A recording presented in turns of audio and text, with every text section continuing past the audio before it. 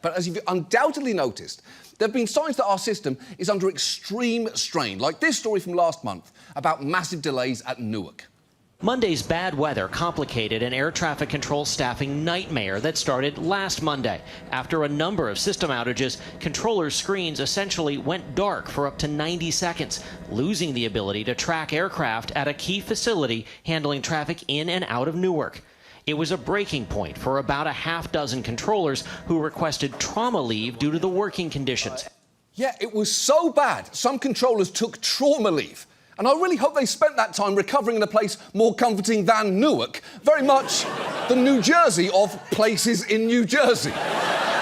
And all of this is bringing into sharp focus just how stressful this job is and how understaffed most facilities are. Because while we'd ideally have over 14,000 certified professional controllers, we currently have just under 11,000, and apparently 99% of air traffic control facilities in the US are operating below recommended staffing levels.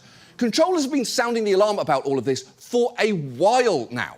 At the end of 2023, it was reported that potentially dangerous close calls have been happening multiple times a week. And some controllers argued that the overtime they were being forced to work was a major safety issue.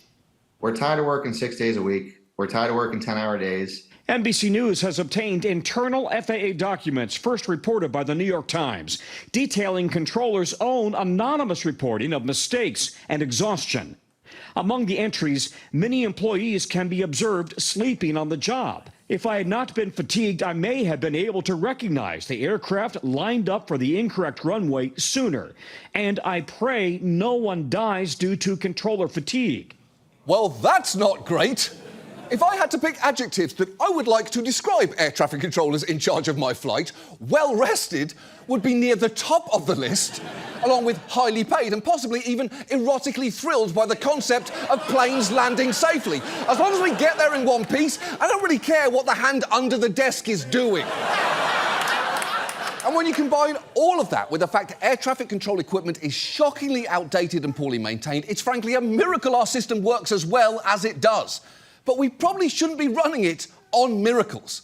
So given that, tonight, let's talk about air traffic control, the people who do it, the conditions they work in, and what can be done to help them.